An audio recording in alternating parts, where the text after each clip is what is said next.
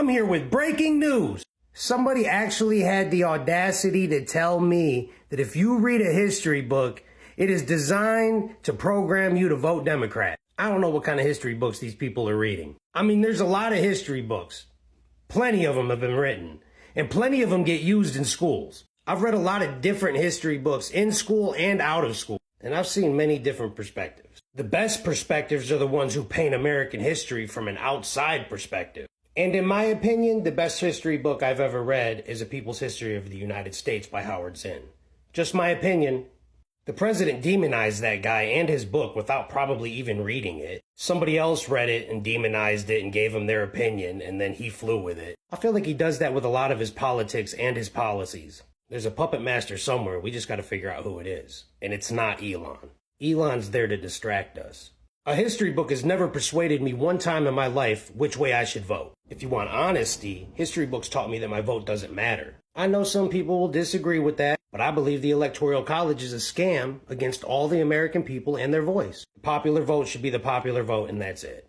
The Electoral College mixed with gerrymandering is an outright way to cheat your party's way into the presidency. That's not what we're talking about right now, though, so if you want to hear more about that and get an explanation, instead of doing research yourself, leave a comment and I'll make a video.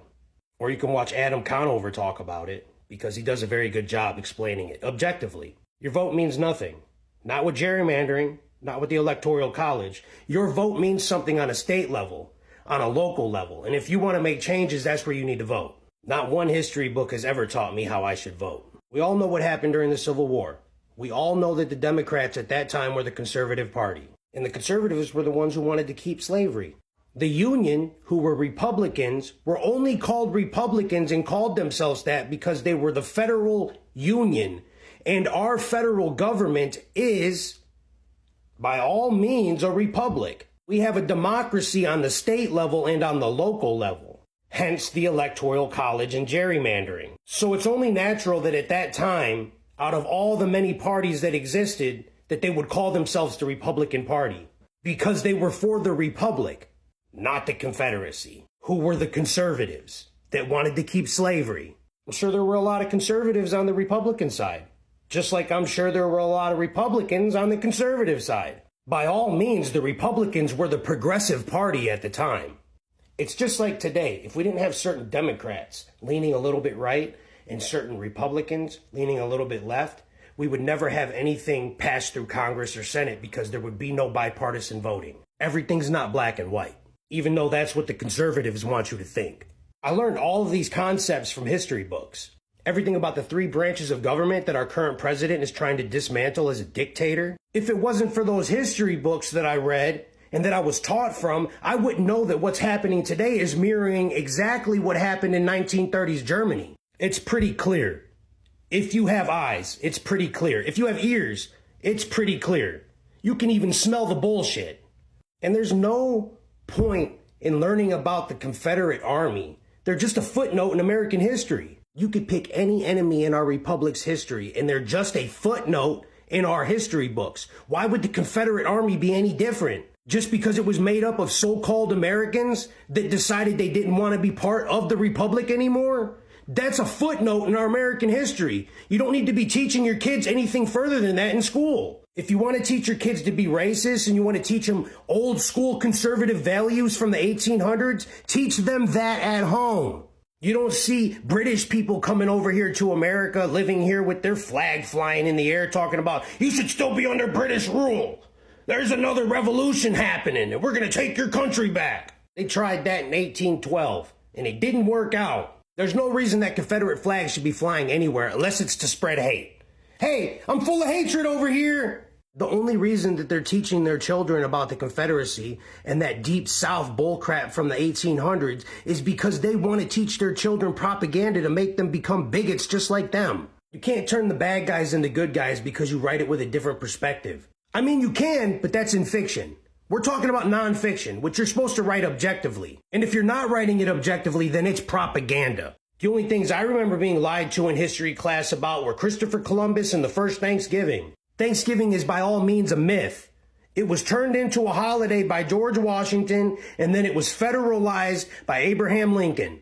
That story of the first Thanksgiving is a myth that somebody pulled out of a might have been real dinner that somebody wrote about in their diary. I could talk about history all day because that and theology are my two favorite subjects. And I really believe that those subjects coincide. Nobody's trying to tell your children how to vote when they're in school. Those books were written for educational purposes, not to manipulate. The deep state does not exist. Outside of school, politics are no different than religion. Your parents push them on you, just like they push their ideologies of religion on you. I was watching an episode of the Goldbergs yesterday, and I seen Murr give a cheat sheet for Beverly to use in the booth so that she voted the same way he did. That's disgusting. That's how the conservatives want their women to act. They don't want them to have a mind for themselves. Tell me that's not manipulation. Our religious texts are full of propaganda. They're okay with that, though. I'll indoctrinate you with propaganda from the Bible all day, but how dare a trans or a gay person be on my television? The Bible and the Torah pretty much tell all of these people to cater to my people. That my people are the chosen people and that they shall inherit the entire world. They're manipulating you through religious text. They started with Israel and everything else around it, and now they want everything else around that. And now they're taking over our American government through our president. Don't call me hateful or anti-Semitic. These are my people. Just wake up and know what's going on. Bernie Sanders will probably tell you the same thing. My people used propaganda with the American government and the British and the UN to get Israel back as their homeland after the Holocaust. But they went there and there was already people there and they started to displace those people, just like the Germans did to them. The history books were teaching me this, that this was okay, that we should all be okay with what's happening and we should sympathize with my people. They deserve a homeland, and I agree with that, but not at the expense of other people. I get it from both sides. I get it from school books, and then I turn around and I get it from my family. My family's trying to tell me that we should hate anybody who's not Jewish in the Middle East. That we should hate anybody who's trying to take over our homeland. But really, we're taking over somebody else's homeland. We've been taught propaganda by our parents. Religion is horrible. But these people teach this kind of propaganda. And they teach other Christian propaganda to their children. So why are you complaining if you think there's propaganda in the school books? I just showed you how your whole theory has holes in it. Because everything the conservatives want right now is for Israel. So if there was propaganda in those books, then it would be something that was against Israel. Like you think everything is against the Republican Party in the history books. That doesn't make sense to me because the Republicans want everything for the Jews right now, right? So therefore, they must be painting some type of objective history, or it's all BS and it's all been taken over by my people. And there's an agenda. But is there an agenda? I don't know. Am I going to get banned for saying that? I don't know. I'm not being anti-Semitic. I love my people, but I am being anti-Zionist. There are other perspectives, and if you look at those other perspectives, my people look like villains. My people got more money. My people got more weapons. My people got more resources. They are villainizing the Palestinian people in Palestine, just like the Republicans are trying to villainize the people on the left and call them radicals. I ain't stupid. I see it. This is something the government has always done to make you feel safe, to make you feel scared first, but then feel safe when they get rid of it. But in all actuality, the people who are radicals, all they want is freedom. And they want freedom for you and themselves. My people and the people of Islam are fighting over a literal inheritance. Abraham had 2 sons, Ishmael and Isaac. It branches off with those two. Either Ishmael was taken up to the mountain to be sacrificed or Isaac was taken up to the mountain to be sacrificed. We will never know because you have to believe one propaganda or the other. But I do know this. Ishmael was born first. So therefore, he deserves the inheritance, right? But my people said that the second-borns were the ones who were blessed.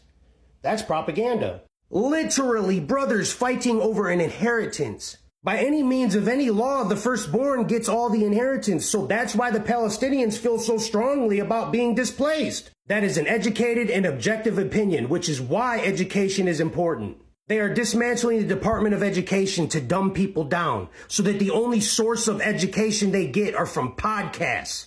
They're all conspiracy theorists who believe in a deep state. The conservatives are the deep state. History is repeating itself right before our eyes.